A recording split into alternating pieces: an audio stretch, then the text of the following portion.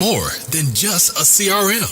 It is a real estate and business mastermind that comes with an all-in-one CRM. You can have unlimited websites and users. You can call, text, RVM, and email all in one user interface. And you can set up custom automations for any type and multiple businesses. 65% of companies start using a CRM system within the first 5 years of business. Once implemented, the HiveMind will save you on marketing, give you more time, and make more money. One of our users had his first $100,000 month using our system in June. We want to see you automate and accelerate your business. Text us at 210-972-1842 for future meetings and, of course, to get our $1 course on how to make more than 6 figures on one land deal. You can schedule your free demo today at hivemindcrm.io. Hey, what's up, guys? Anthony with the HiveMind. Have a super cool show for you today. I'm going to teach you how to not get destroyed in real estate in the next couple years. You're not going to want to miss this program. If I was you, I'd watch it from beginning to end. We have a very special guest here from the last several podcasts we've done. They said that they're working with and getting mentored by this next gentleman, so you're not going to want to miss this one. Everybody give a warm welcome, please, to Mr. Cash Money Mike. You're famous, bro. What's going on, man? How are you? Thanks for having me on. Hey, yeah. Thanks for hanging out with us, man. When I met you that night at the dinner, I was like, man, we got to talk to this guy. And then, like, you know, you meet somebody and then you kind of put it in the back burner and then you never come back around to it. So I followed you on Instagram and I'm like, yeah, we'll come back. And then, like I said, last couple interviews, everybody says that you're the mentor now. So I'm like, okay, let's get this guy on and see what the heck's going on. I appreciate it, man. I appreciate it. Yeah, it was good. It was good chopping it up with you. I wish we had some more time to break some bread together, but we were waiting on those steaks, you know? We were famished. Yeah, man.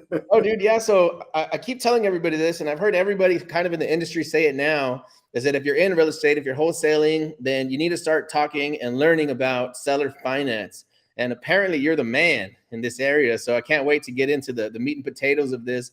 So let's see where the conversation goes, man.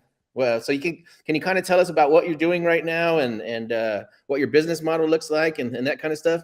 Yeah, sure. So my real name is Mike Termini. I didn't give myself the name Cash Money Mike. I've got a kid who plays softball, and I was coaching a game one time. And after the game, we were kind of all in the huddle, and she goes, "Hey, Dad, I want to go eat." I reached my hand into my pocket and I pulled out a litlittle knot. I peeled off $100. I go, "Here you go, honey." And the pitcher goes, "Cash Money Mike" with a K. And I go, "Oh my God, that's gonna stick." So I didn't give myself. I haven't given myself that name. Yeah. But my name is Mike Termini. I've been in the business for about 20 years. I'm not an old dog. I mean, I'm not a new investor, and I'm a creative real estate seller finance educator inside the space. I'm a buy and hold investor. I don't sell property, I hold property. And then I'll either trade it up if I'm going to get into a larger deal. But yeah, that's kind of just me in a nutshell. I'm originally from New York. Awesome, man. So how did you get into the coaching space? Like, I guess you started doing real estate investing on your own, and then people just started hitting you up saying, "Hey, man, I need to find out what you're doing." So can you kind of just give us like a quick backstory? Yeah. Quick backstory is I'm kind of like a serial entrepreneur. I've made a bunch of mistakes. I've had everything from restaurants to bars to construction businesses and all this stuff. Always kind of had a passion for real estate. I got into it. I want to say right at maybe 2000, right at like 2000, maybe 2003, something like that. I was still in the bar business, believe it or not. And I wound up closing down this bar. I was very, very, very uneducated when it came to money. I wound up closing down this bar, taking like my last $6,000 or $7,000, flying out to Sacramento to study with a woman by the name of Alexis McGee. And she was teaching subject to. Well, little did I, know that even subject to was something that, that could technically be done. I went out there, I learned the strategy, came back to New York and didn't really retain as much as I thought I would. Just started investing a little bit. I started flipping some houses with my brother. I got a real estate license in New York, realized that wasn't for me, and then just kept buying property and selling property and buying lots and selling lots and making some mistakes along the way. I've been coaching. So I've been coaching for a long time. I just haven't really come out from behind the curtains here. It was really just recently that I was at an event out in Scottsdale. I don't know if you've all been out to Limitless Expo, Ken McElroy and George Gammon. I was out there and I was watching Thatch win, believe it or not. And he got up on stage and he was telling his story. And I'm like, you know what I'm going to do? I'm going to come out from behind the shadows here and start telling people a little bit about what I do. Wound up getting taking Eric Klein's sales class. I take a lot of masterminds and a lot of classes on my own. And as I'm watching Eric, I'm going, holy shit, this guy is moving so much money in assignment fees and he knows nothing about real estate. I got to call him. And he'll tell you the same thing, right? He's like, yo, I'm sales and marketing. And he does know a little bit about real estate, actually a lot about real estate. But when I was watching him, I kind of immediately sensed that he was leaving a lot of money on the table, because if the deals really don't work for cash, what other strategies are you going to deploy? I wound up shooting him a text and I'm like, yo, I'm coming into Raleigh to teach you creative finance. I rolled into Raleigh. I brought media with me. And from there, I just started to kind of grow my Instagram presence. That's the only real platform that I'm on. That's where I've been seeing you a whole lot. Yeah. So I just started coaching. I started running like a 5-week program. I go twice a week, 2 hours a day. I usually run over by about an hour. And it's not only is it the acquisition strategy, it's the money game, right? So understanding not only the acquisition strategy, but kind of coupling it with the money game. And it's been fantastic. Teaching a lot of people from across the country. It's been great. Insane, brother, man. Yeah, I'm excited. So I guess, can we kind of get into it right now? Because there's a lot of new people that watch this show. I had somebody actually today that goes to CrossFit where I go. And he was like, man, he goes, I've been watching some of your podcasts, your interviews. He's like, but I don't understand anything you guys are saying. So can we break it down for the new kids? Can you let us know what is seller finance and what's this money game we're talking about? Yeah, so I think usually what happens inside the space is that people get attached to a strategy. And for most new investors, they don't really know what they want out of their real estate investing. I think it's just kind of shiny object syndrome with not only the strategy, but like, it's like, oh, how do I get this money as quickly as I can, right? So I think number one for the new people is to definitely have a clear goal and vision with what you want to have happen inside your real estate journey, and then try to make that happen, find the best people and find the best strategy. Now, for a buy and hold investor, which I think most of the people aspire to be, but they don't really know it yet, it's all right, what am I looking for from my investments? And then how do I get there, right? So I think having a clear goal, finding a strategy, and then kind of deploying that strategy and going after it is going to be the way to go. And for most people that I talk to, it's like, yeah, I want to wholesale and start stacking cash, and then I want to own these buildings, or I want to own some single families, and I want to get into rentals. So for the new people that are on here that are just getting started, I think the best place to start is to know what you want from your investments. And for me personally, the 4 things that I want from my investments are going to be cash flow, it's going to be leverage, some tax advantages, and then appreciation. So if you can kind of focus on those 4 things and then figure out how to get to those 4 things, it's usually by owning real estate, renting real estate, managing real estate, and then refinancing real estate. Yeah, that's a lot of moving parts. Because even myself right now, I'm like, I need to start taking some notes of this, but I guess I'll just have to go back and listen to it over again. So if you're going after, let's say for starters, right, you're a new guy, you have very little to no capital, you're just getting into the game. You want to see, and this is what I did instinctively when I first started real estate. I immediately started asking the sellers, like, hey, what can you give me some time to pay this thing, right? So is that what you mean by seller financing? Yeah, so I've kind of coined that kind of question, right? Where like people come in and they're like, what can I be asking the seller to try to structure a seller finance deal? And there's one question that can change the whole trajectory of anybody's business, whether they're brand new in the business or they're seasoned. And it's, hey, Mr. Seller, if I give you what you want, or I give you more than what you want, how much time would you give me to pay it off? And ultimately what you're doing here is, with that question, you're ultimately starting to structure the note that you'll wind up using, in the future as you kind of move down the conversation. So the thing about seller finance is that, let's talk about the types of deals, right? We've got 5 types of deals. We got a wholesale deal, we've got a novation deal, we've got a subject to deal, a seller finance deal, and a hybrid deal. And I think, again, knowing which deals do what is going to help newer investors also. So wholesale deals and novation deals are what I refer to as inventory deals.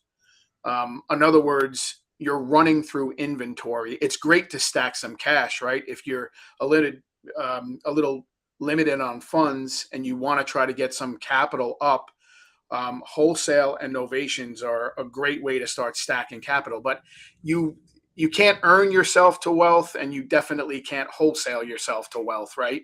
In order to really create true wealth, you've got to hold property inside this country. So sub 2 seller finance and hybrid deals are going to be the strategies that are real wealth building strategies, if that helps.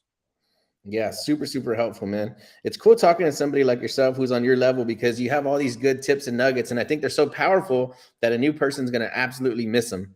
So I just want to just back you up 10 seconds real quick. That the way that you the way that you phrase that question is like, if I can pay you more than you're asking, how much time can you give me to pay? And that's powerful, because everybody that's in the wholesaling world or in the wholesaling space, you're hitting these sellers with like this stupid lowball offer that doesn't make sense to anybody. And a lot of times they just bat it away. They shut down, they hang up on you. They don't want to talk to you anymore. So if you frame yourself that way and you say, hey, if I can pay you more than that, how much time can I have to pay? That's powerful, dude. Because it's like in their head, their gear starts spinning. Like, why would you pay me more? Everybody's offering less. Like, what the heck are you talking about?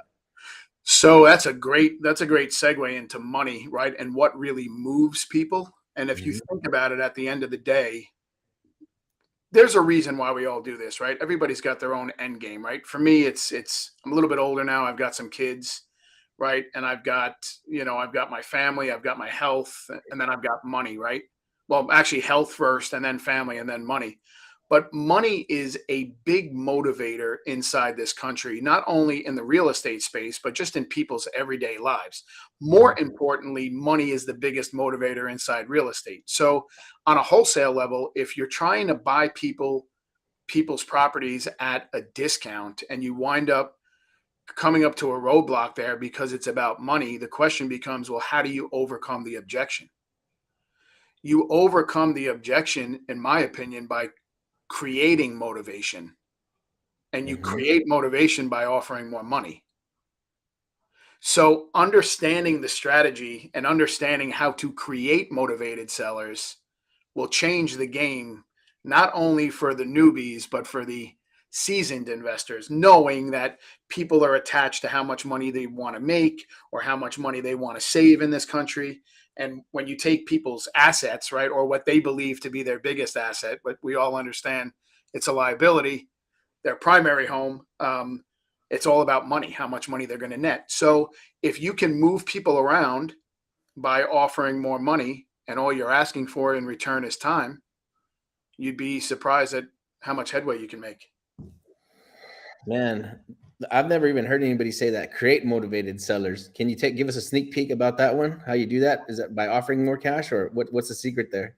It's all about understanding what people want and what people need, right? What people want and what people need are two different things. I think there's this mindset when it comes to wholesale that when you're asking questions, you have to get down a pathway and make sure that you ask all the questions in the right order. And what happens is that people get into it and they're like, oh, you know what? I forgot to ask this. So let me go back.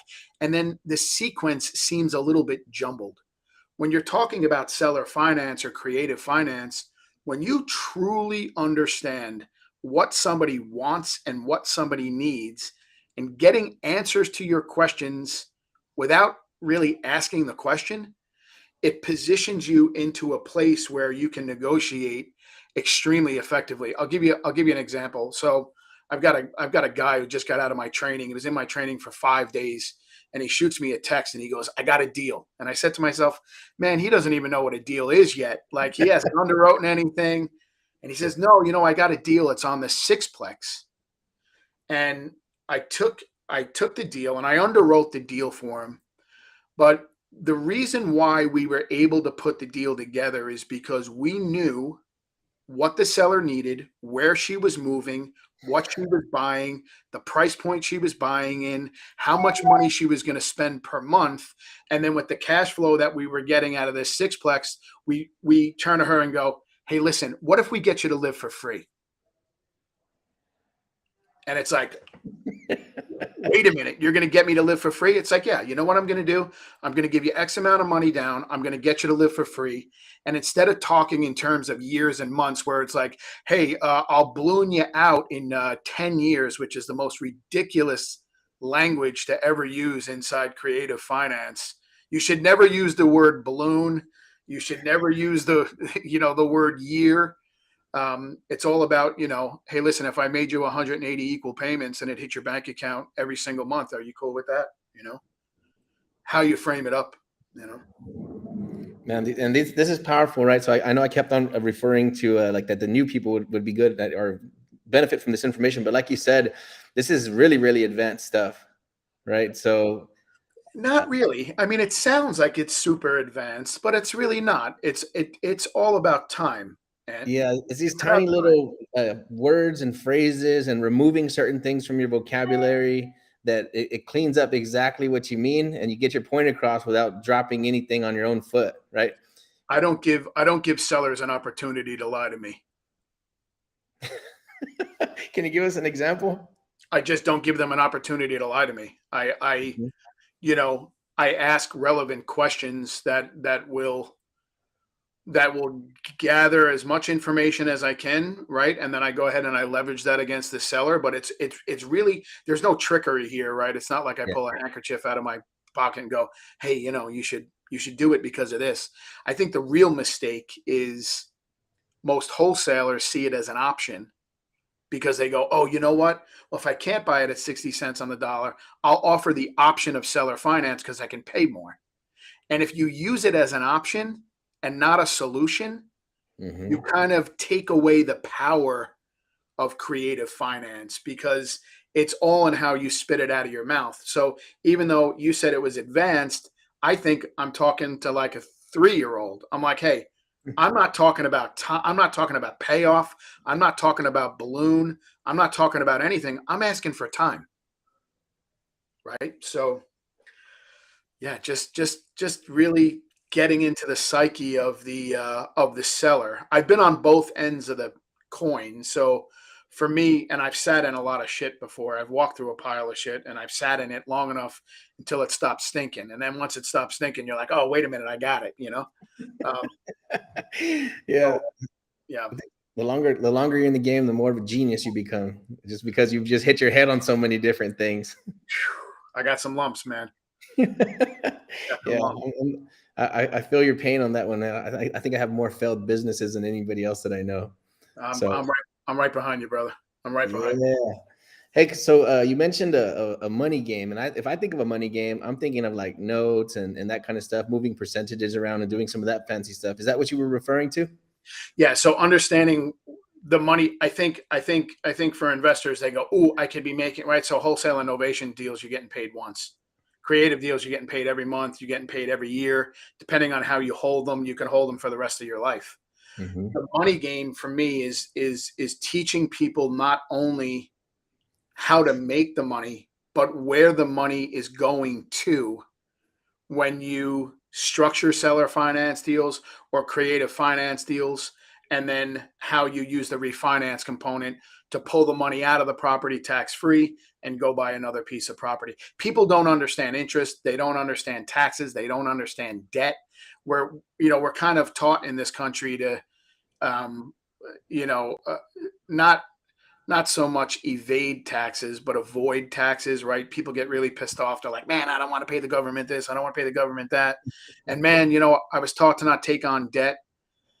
The minute you get to learn about debt and taxes and start to love them is when you start to see the real change in your real estate holdings, because the IRS code is a literal roadmap to show you how to avoid paying taxes through real estate. Large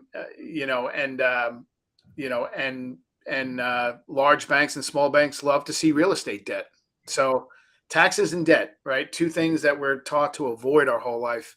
if you learn to love, you can do amazing things with. Yeah, powerful distinction, man. Again, this is like, I guess people aren't thinking about that. They're just thinking about how can I make my next dollar, right? Mhm.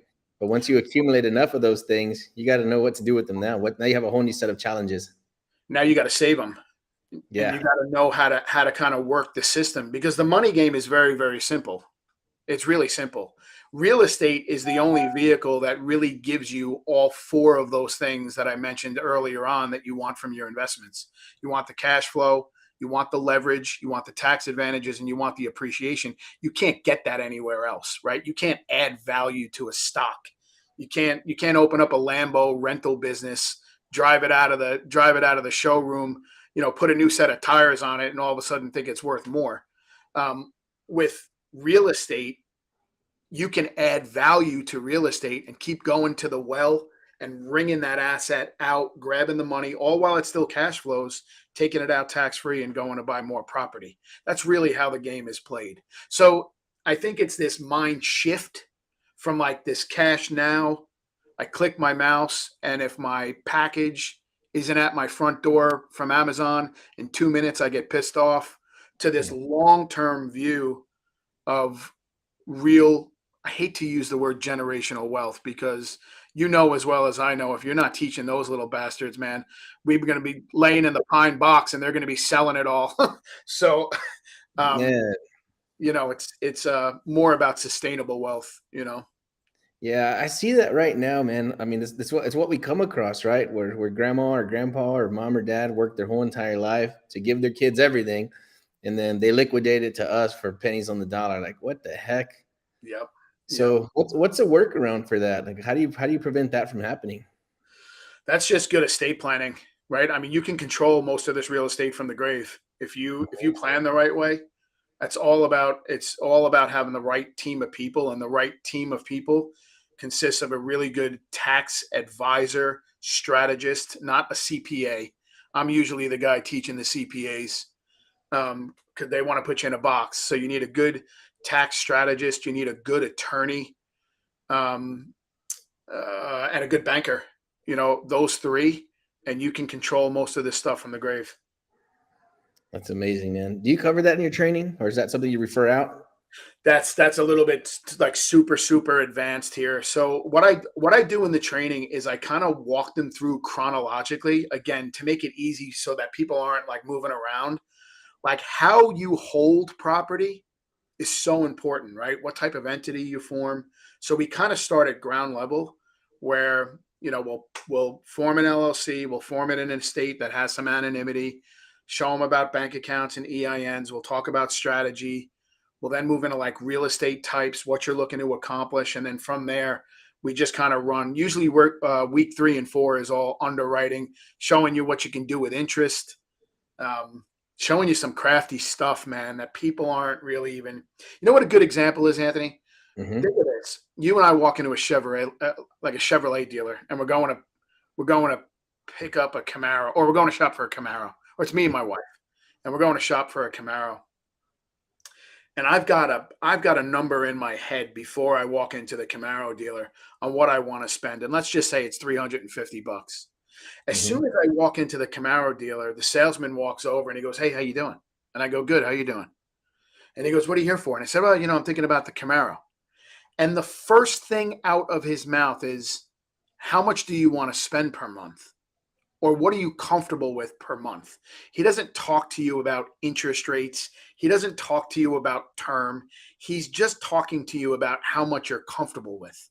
So if I've got a comfortable payment of $350 in my head, and I say to him $350, he immediately brings me to the Camaro that has the tint and the wheels on it and goes, "You could have this one for $425." And I sit there with my wife and I go, "Honey, it's an extra $75 a month. We can figure out a way to get it done."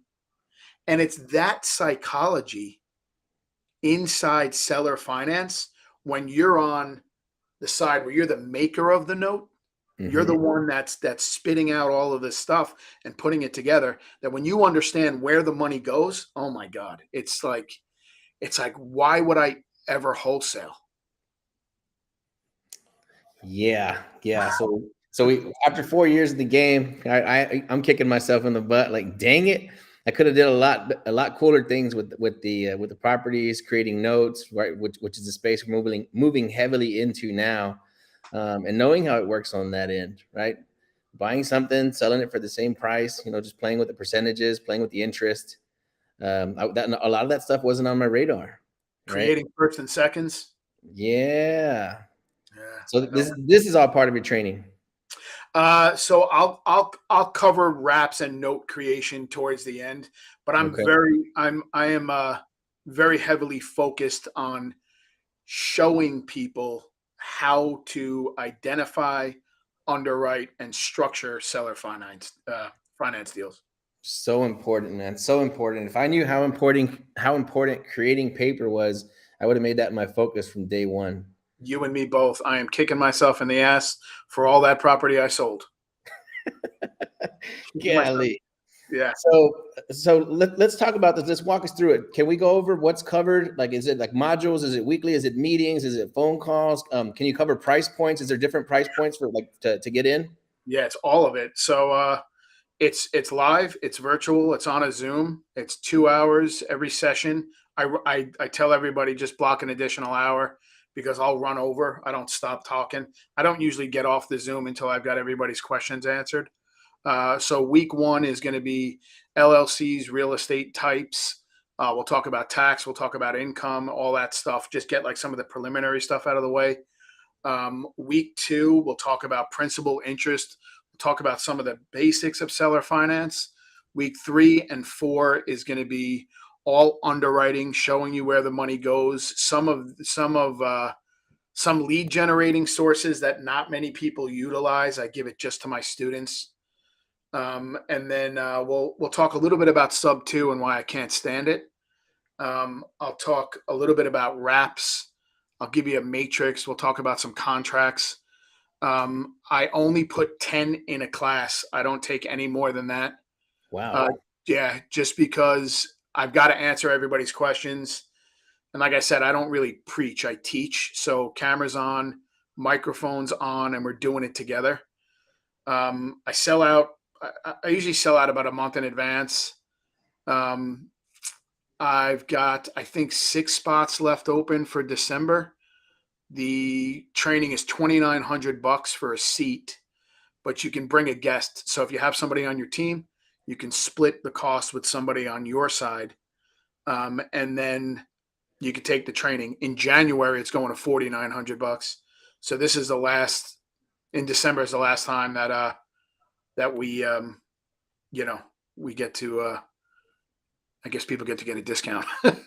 Yeah, dude. So the magician behind the curtain just dropped a link in the chat if you look below the video.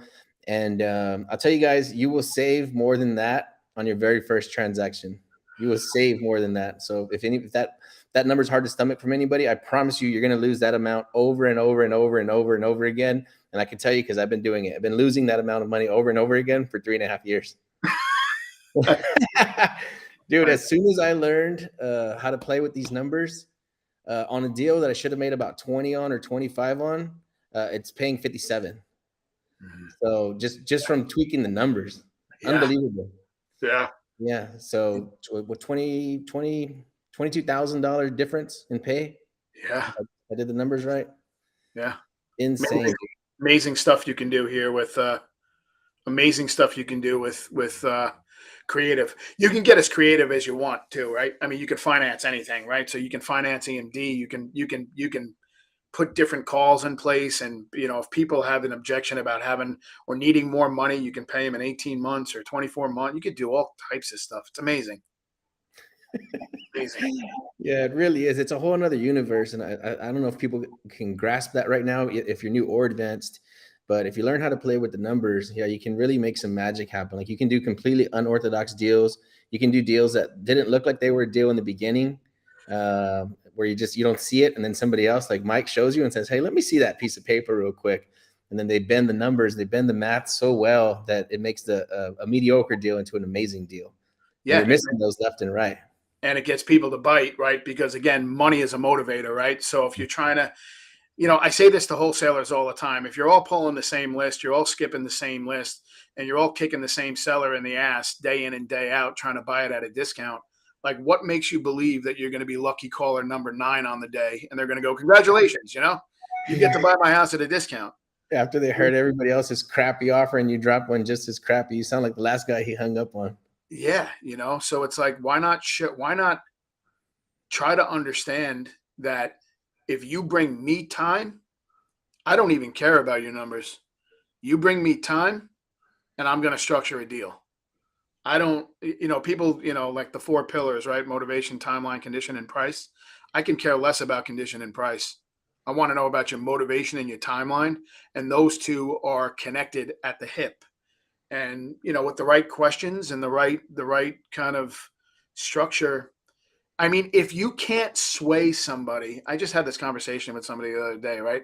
If somebody's really hell bent on a $200,000 number and you can't sway somebody by offering 230 or 240 or 250, you've got a sales problem. You need a sales training, right? I mean, at that point, you need to understand how to get it out of your mouth fluidly so that a seller can bite and go, oh, well, yeah, why wouldn't we, So yeah, it's an amazing strategy. Amazing. And it's the least risky strategy, Anthony, out of all of them, right? Subject to, you're worried about, the loan getting called due. You're worried about the insurance component. Novations are paperwork heavy like crazy on the back end. You got to be careful with power of attorney and attorney in fact. Hybrid deals, you run into the same thing, but seller finance deals, even wholesale deals, right? You're worried about some stuff up front, but seller finance deals, you are merely making the homeowner the bank. It's simple as that.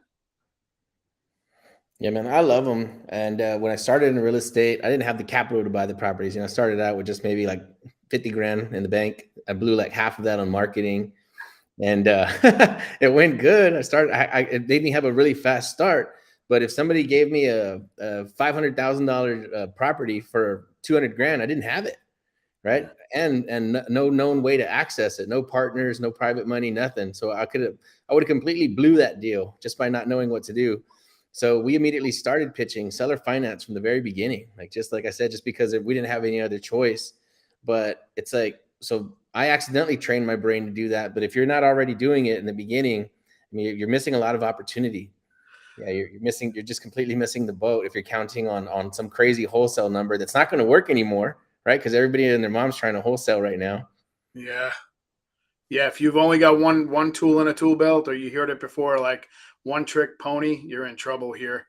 The Fed's going to raise the interest rate again, right? So here we go. We're going to get another 75 basis points in November. I think we'll probably get another 50 basis points in December. When that happens, as if it isn't horrible enough now, because we've had the cheapest money we ever had 6 months ago. So the perception is, right? I mean, the perception is, well, shit, I'm going to get out of the game. I'm going to wait. The hedge funds have all pulled out with the exception of a few. They're all on the sidelines with a massive amount of cash ready to jump back in. And I think what most people don't understand is that at least in my lifetime, I'm 48 years old now. I don't see another opportunity coming down the pipeline like I see now. And I've been in up markets, down markets, sideways markets. And usually I'm looking at the tail ass of the train going, shit, man, I missed it. And then sometimes like I'm jumping on the train as it's right in front of me and I'm holding on for dear life. And for the first time in my life, I'm looking down the right-hand side and I'm going, oh, I can see the headlights coming. And all of the property that was sold to these hedge funds, as these wholesalers were like, yeah, this is amazing, they're paying top dollar. Those properties are never going to hit the market again. Mm-hmm. They're in it for the long haul, like the long term. So if they're in it for the long term because they understand what time can do for their bottom line, mm-hmm. Think about what time could do for our bottom line, right? It's merely doing exactly what the banks are doing, just seeing it through a different lens. So when the Fed raises the rate again, there has never been a better opportunity to understand creative. And I don't think we're going to get another buying opportunity like this at all. Why is the time now? Because I've heard that again, just recently. Why is this time going to be different than any point in history or moving forward? I think it's the monetary policy, in this country, fiscal policy, monetary policy, the printing of the money, right? All of this stuff taking some, and I'm not a real, I listen to a lot of guys, but when we turned into a fiat currency, taking the money off the gold standard, just started printing the money. Then we had the crash in 2008. We went on a 13-year run of just printing money, printing money, printing money. It's like a house of cards, right? Mm-hmm. At the end of the day, this thing is going to come crashing down. And money never leaves the market. It just transfers to those who are prepared. And we're in a massive, massive wealth transfer. As we speak, you and I, we're in a massive transfer here. And I just think, we got all these different things that are going on against us. We had COVID, people that are out of work, people that don't want to go back to work. That landscape has changed. Interest rates are through the roof. Inflation's through the roof. People are squeezed. What happens to the people who really need to sell and can't? We're looking at days on market is coming up. Prices are coming down. All of the property that was sold isn't coming back to market. We've got a $4 million housing. I mean, a 4 million. We're shy 4 million houses, 4.5 million houses in the country. So I think more townships and more villages and towns and counties are starting to open up some zoning where we could technically, turn maybe single families into duplexes just by right, not have to jump through the hoops or go through any kind of rezoning. So I think that's where the opportunity lies, is that the more invested in real estate you are, the more you know about it. And then having all of these tools at your disposal, I think just opens up an opportunity that really wasn't there. It looks like it's crashing, but for us investors, I'm ready for the party to get started. It started already.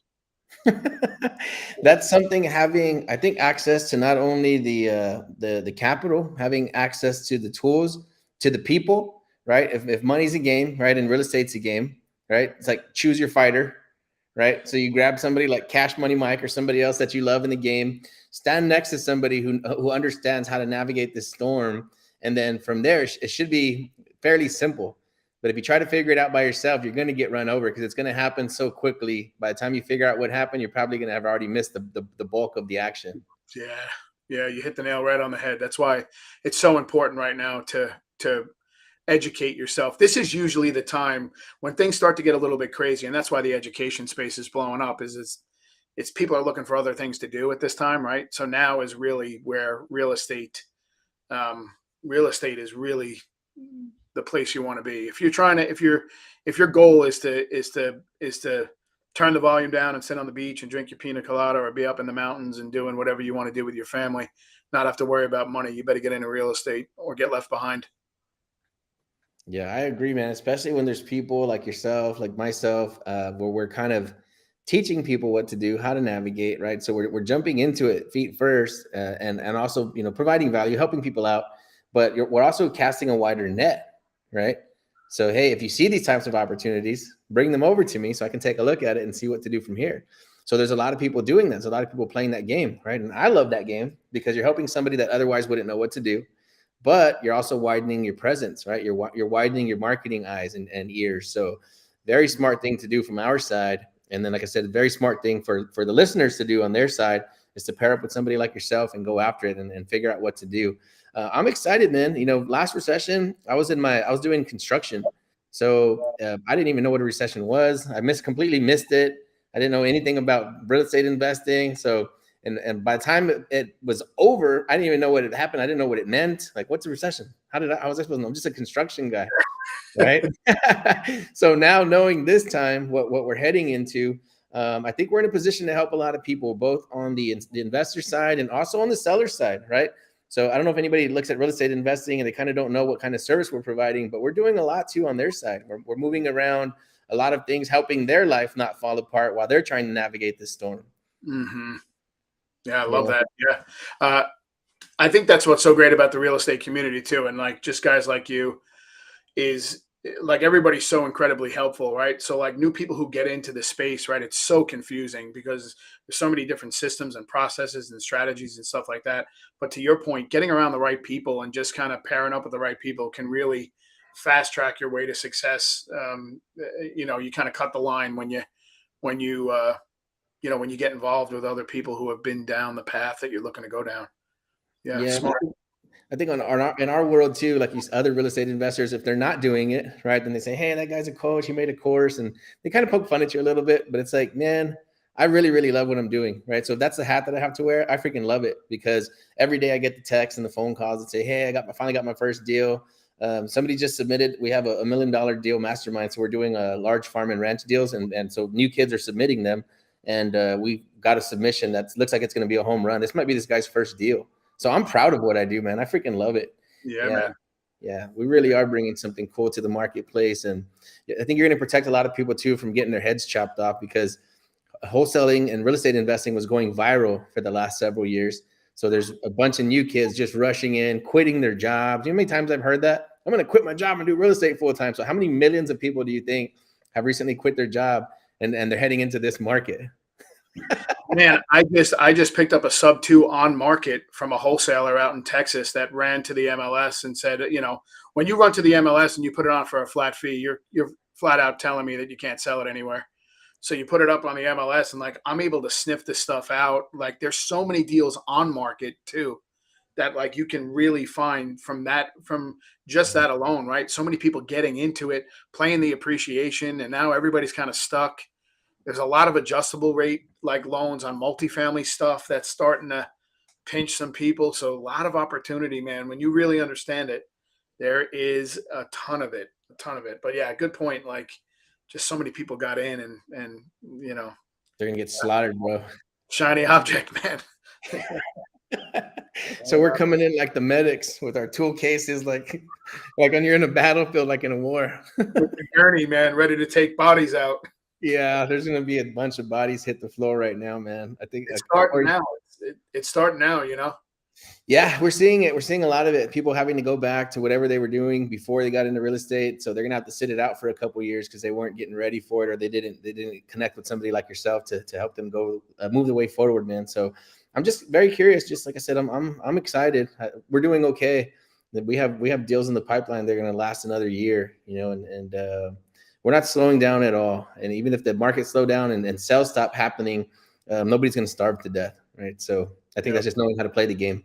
Yeah, foot on the gas right now. Foot on the gas. Yeah, that's what I think, right? If things are going to slow down and get stagnant, go faster. So we always ask every guest on here, man, what's a quote that you like or a quote that you resonate with? Oh boy, man, that's yours or somebody else's. Yeah. That's a loaded question. There's so many that I resonate with.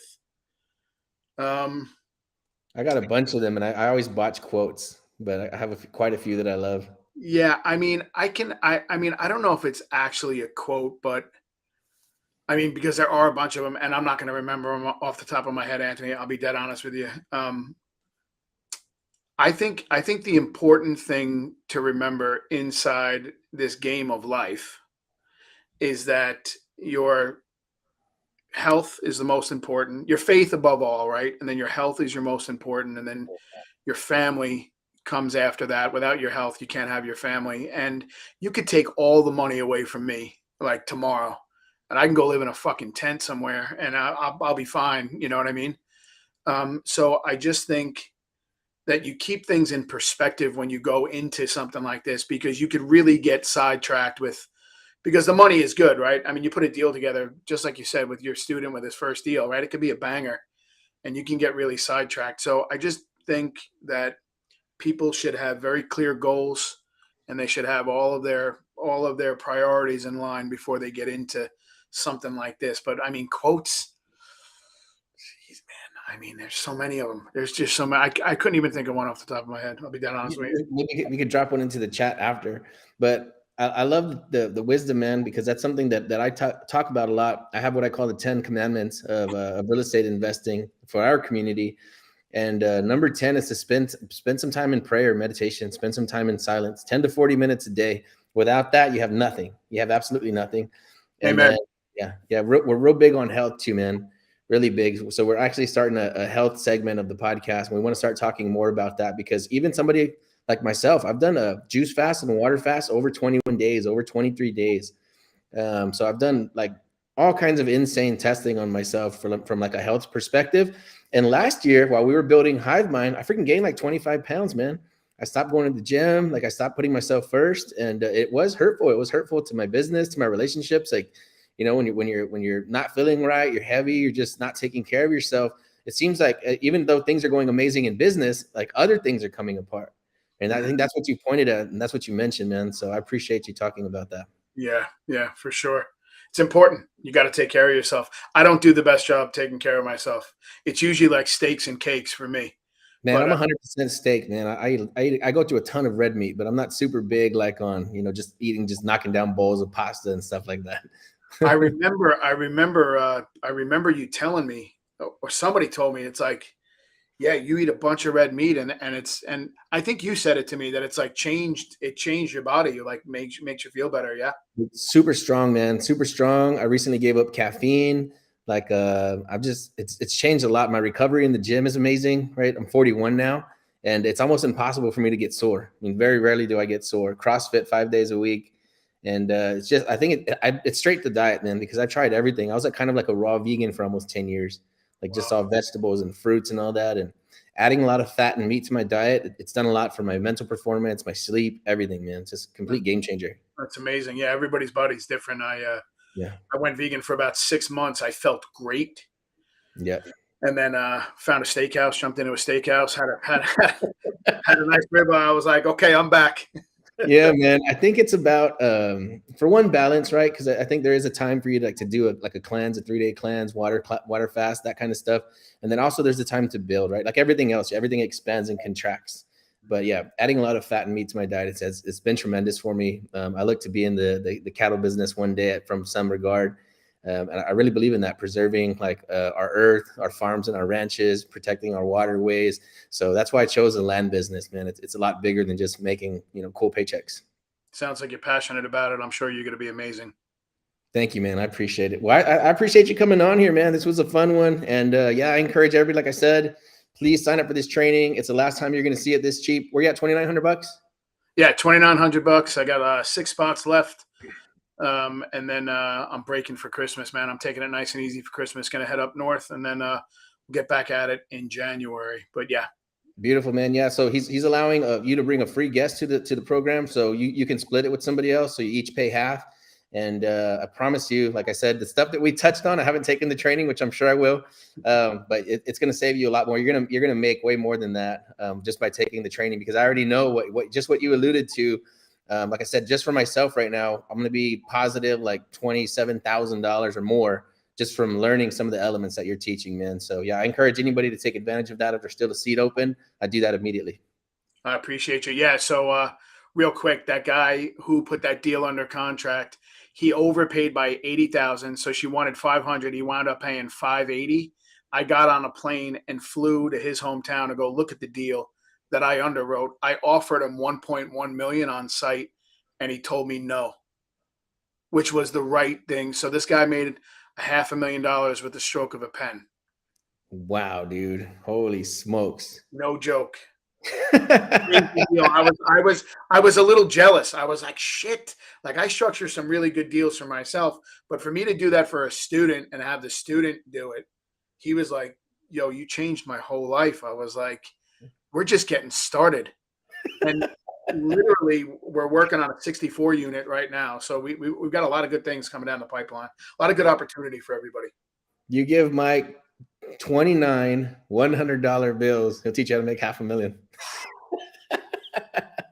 And it happens, like you said, it happens over and over and over again. The more you do it, the easier it gets. Yeah, it gets easy. Insane, dude. Okay, man. Well, this was a fun one. Daniel said to mention that he wants to run part 2 of this so we can do some deal breakdowns. So, I guess we'll run through something like that next time. Anytime, brother. I appreciate you having me on, man. The show is sponsored by The List Guys. Do you need more leads in your local or virtual market? 1 in 10 small businesses don't invest in any kind of marketing. The List Guys have over 35 plus list types to choose from, and you can mix and match any list or criteria. We also use the skip trace list and provide up to 7 numbers and email addresses. Every list you purchase will be scrubbed against previous purchases. The List Guys are here to save you time. Contact the List Guys today at www.1listguys.com. That's www.1listguys.com. Dude, thanks for hanging out. This one was freaking amazing. I hope people watch this one and get some good takeaways out of it. I appreciate you, Anthony. Thank you.